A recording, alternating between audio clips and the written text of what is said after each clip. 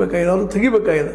ಯಾಕಂದರೆ ಅಟ್ಟರ್ಲಿ ಸಂಪೂರ್ಣವಾಗಿ ವಿಫಲರಾಗಿದ್ದಾರೆ ವಿದೇಶಾಂಗ ನೀತಿಯಲ್ಲೇ.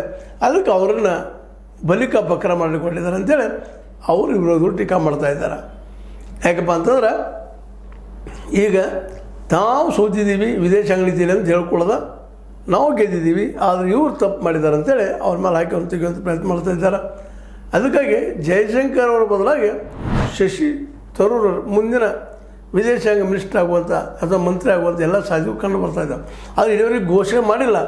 ಆದರೆ ಇಲ್ಲಿ ಬಿ ಜೆ ಪಿಯಲ್ಲಿ ಅಂಥವ್ರು ಯಾರಿದ್ದಾರೆ ಅನ್ನೋ ಪ್ರಶ್ನೆ, ಜೊತೆಗೆ ಕಾಂಗ್ರೆಸ್ಸಿಗೆ ಒಂದು ಹೊಡೆತ ಕೊಡುವಂಥದ್ದು. ಶಶಿ ತರೂರ್ ನಿಜವಾಗಿಯೂ ಶಶಿ ತರೂರ್ ಅವರನ್ನು ಕಾಂಗ್ರೆಸ್ಸಿನ ಅಧ್ಯಕ್ಷನಾಗಿ ಮಾಡಬೇಕಾಗಿತ್ತು.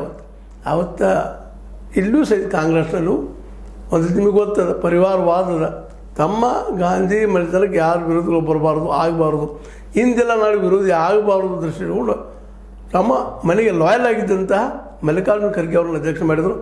ಅಂದಿನಿಂದ ಒಳಗಿಂದ ಒಳಗೆ ಇತ್ತು ಹೇಗಾದರೂ ಮಾಡಿದ ವಿರೋಧ ಮಾಡಬೇಕು, ಹೊರಗೆ ಹೋಗಬೇಕು ಅನ್ನೋಂಥ ವಿಚಾರ, ಇವ್ರನ್ನ ಹೊರಗೆ ಹಾಕಬೇಕು ಅನ್ನೋಂಥ ವಿಚಾರ. ಕೊನೆಗೀಗ ಯಾವ ಹಂತಕ್ಕೆ ಬಂದಂದ್ರೆ ಕಾಂಗ್ರೆಸ್ ಅವ್ರನ್ನ ಕಿತ್ತಾಕೋ ಹಂತಕ್ಕೆ ಬಂದು ನಿಂತದ.